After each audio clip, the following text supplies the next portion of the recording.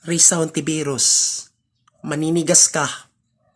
Wala kang alam sa batas. Bakit kasuhan mo si Pastor Apollo Kibuloy? Ha? Wala sila kilalaman dito.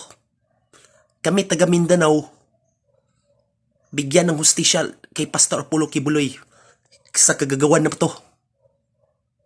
Wala kang hiya ka. Sana patalsikin ka, Risa Hontiveros. Nakakahiya ka sa batas eh. Kami mga Mindanao, galit na galit sa'yo. Abangan mo to sa 2025 at 2028. Ang Liberal Party, wag natin iboto yan. Kasi, abusado, magnanakaw, kurakot, at iba pa. Dapat, magtutok kang respeto. Kung hindi kang magrespeto, di lumayas ka sa mundo. Yun ang problema mo. Yan ang karma mo.